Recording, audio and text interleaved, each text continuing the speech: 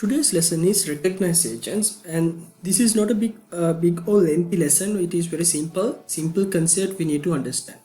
So without wasting any time, we'll straight away move to the lesson. Now, when it comes to the appearance by a party in court, section 24 says appearance to the court required by law to be made by party to the action, his recognized agent or duly appointed attorney.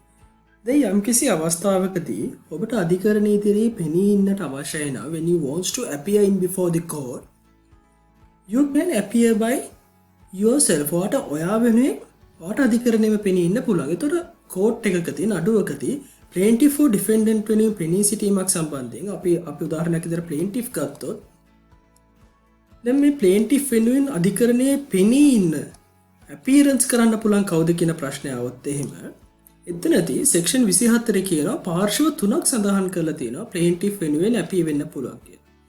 එකක් plaintiff වෙනුවෙන් ඒ අදාළ plaintiffටම අපි දැන් මේ හර්ෂ කියලා කෙනෙක් නම් plaintiff විදිහට දැන් මේ නඩුව දාන්න හදන්නේ action එකක් ඉන්ස්ටිටියුට් කරන හර්ෂ විසින් නම් ඒ plaintiff වෙන හර්ෂටම මේ නඩුවේ plaintiff විදිහට appear වෙන්න පුළුවන්.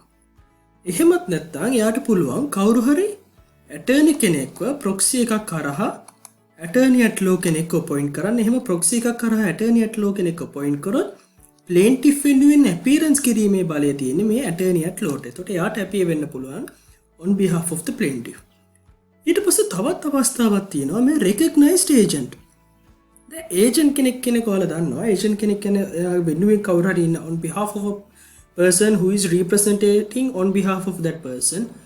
එතකොට එයා වෙනුවෙන් කටයුතු කරන පුද්ගලයෙක්ව ලෝ එකෙන්ම රෙකග්නයිස් කරගන්න අවස්ථා තියෙනවා. දැන් උදාහරණයක් විදිහට ස්ටේට් එක සම්බන්ධයෙන් ඇක්ෂන් එකක් නම් ඒ ජීව ලෝ එකෙන් රෙකග්නයිස් කරලා තියෙනවා ස්ටේට් එක වෙනුවෙන් පෙනී ඉන්න පුළුවන් පුද්ගලයා විදිහට. එතකොට අර එවැනි රෙකග්නයිස් ඒජන්ට්ස් ලටත් පුළුවන් කෝට් එකේ අපියරන්ස් එකක් කරන්න. එතකොට ওই විදිහට අපියරන්ස් එකක් කරන්න පුළුවන් කෝට් එකේ පෙනී ඉන්න පුළුවන් පුද්ගලයා තුන් දෙනෙක් ඉන්නවා.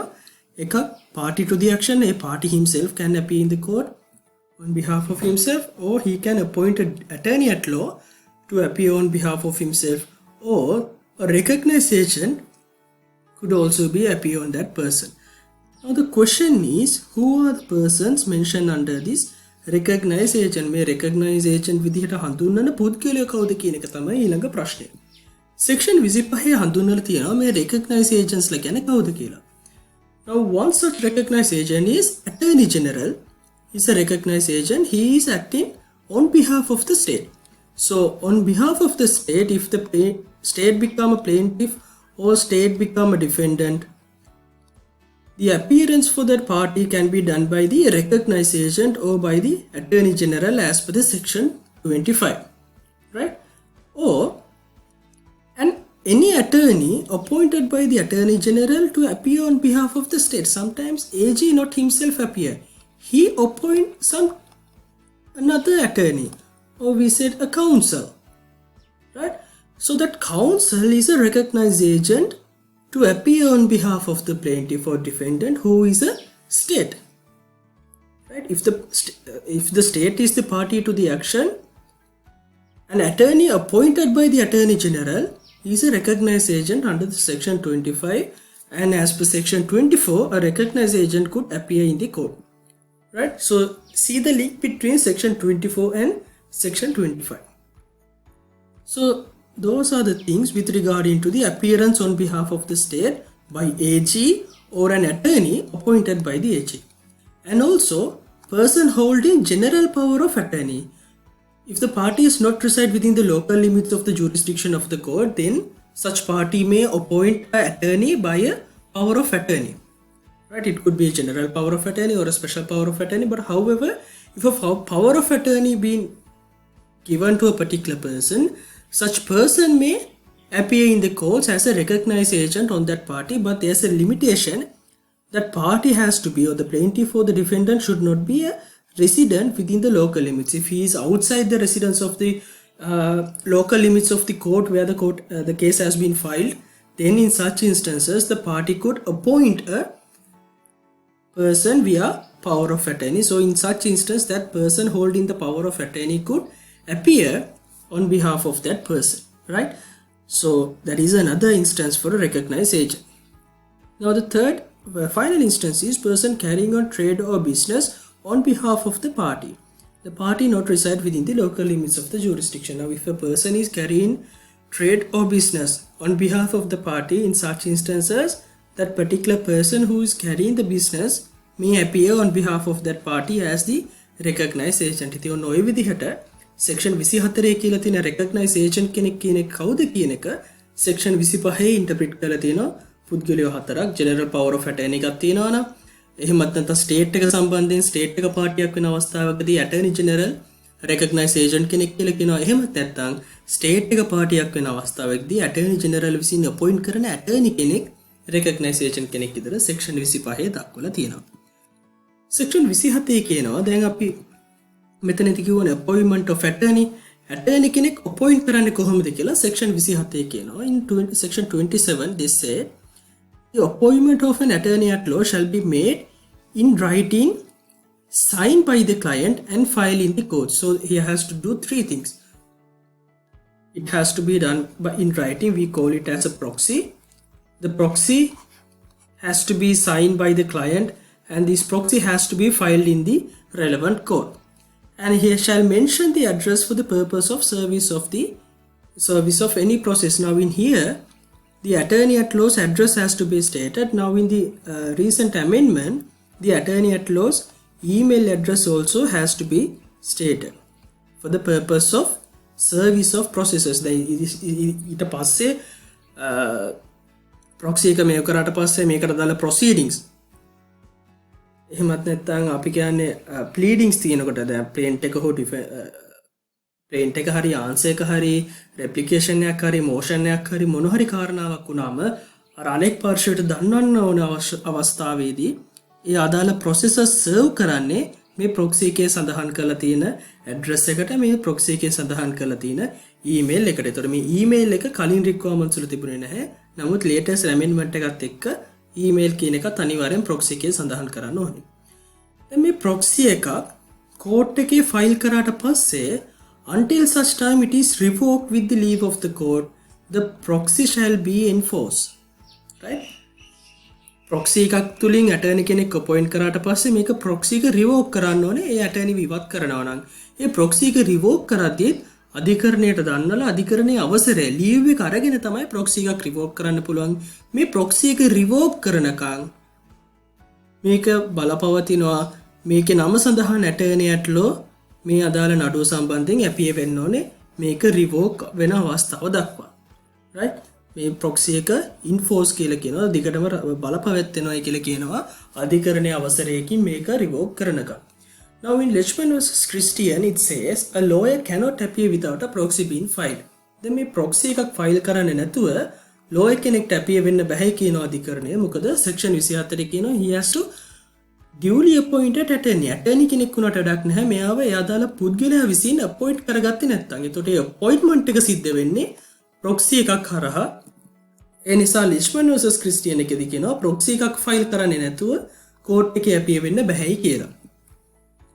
දැන් section 28 කියනවා දැන් 27 නේ attorney කෙනෙක් appoint කරගන්නේ. 28 කියනවා යම් කිසි අවස්ථාවකදී attorney කෙනෙක් මරණයටපත් වුණොත් if the attorney appointed so died, removed, suspended or become incapable to act as the attorney at law for that particular person.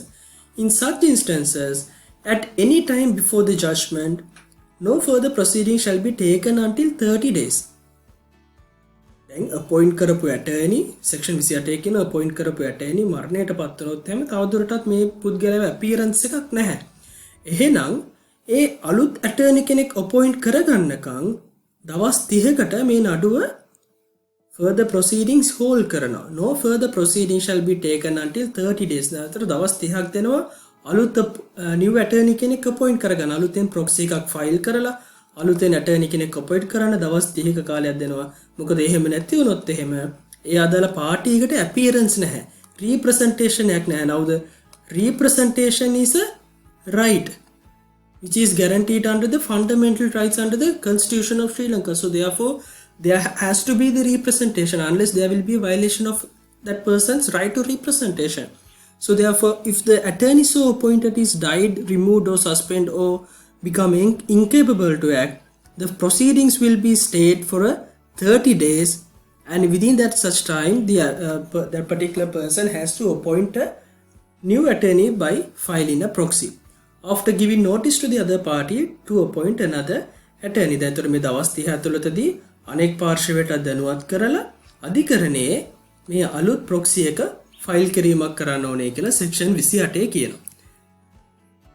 ඊට පස්සේ මේ ඩැනියල් චන්ද්‍රදේව ඉතාමත් වැදගත් කේස් එකක්. මේක අපි ප්‍රොෆෙෂනල් එතික්ස් වලදී විශාල වශයෙන් කතා කරන කේස් එකක්. In this case it says attorney at law and the client relationship is more than an ordinary relationship. Non-payment of fees does not automatically terminate the attorney at law client relationship. Attorney at law must give reasonable warning that he will withdraw unless the client fulfill his obligation. Then law කෙනෙක් කරන්නේ professional duty එකක්. අපි මේක professional ethics යටතේ in deep කතා කරනවා. අපි දැනට මේ recognize agents යටතේ කතා කරනකොට වැදගත් වෙන්නේ මේ attorney at law සහ client අතර තියෙන සුවිශේෂී relationship එකක් කියන එක. attorney කෙනෙක් කරන්නේ professional duty එකක්. එතකොට එයා entitled වෙනවා professional charge එකකට. එහෙමත් නැත්නම් professional fee එකකට. මේ professional fee එක ලැබුණේ නැත්නම් අනිකුත් profession වලදී වගේම attorney at lawට පුළුවන් ඒ අදාළ පුද්ගලයා වෙනුවෙන් services provide නොකරින්න. එහෙමත් නැත්නම් legal representation එකක් නොකරින්න. නමුත් legal representation එකක් නොකරින්න බැහැ කියලා කියනවා. එයාට payment එක නොලැබුණත් මොකද අනිකුත් අවස්ථාවලදී වගේ නෙමෙයි attorney at law සහ client අතර තියෙන්නේ ordinary relationship එකක් නෙමෙයි, ඊට එහා ගියපු සුවිශේෂී relationship එකක් කියලා. ඒ හේතුව නිසාවෙන් හදිසියවත් professional fee එක professional charge එක ලබා දුන්නේ නැත්නම් automatically මෙයාලගේ relationship එක terminate වෙන්නේ නැහැ. මුදල් නොගෙවුවොත් non payment එකක් වුණත් attorney at law court එකේ appeal වෙන්න ඕනේ. appeal වෙලා එහෙමනොත් එයාට කියන්න පුළුවන් මට instructions ලැබුණේ නැහැ, එහෙමත් නැත්නම් payment එක ලැබුණේ නැහැ, මේ ආදී කාරණාවක් කියන්න පුළුවන්. but එයාට appeal නොවී ඉඳීමේ හැකියාවක් නැහැ.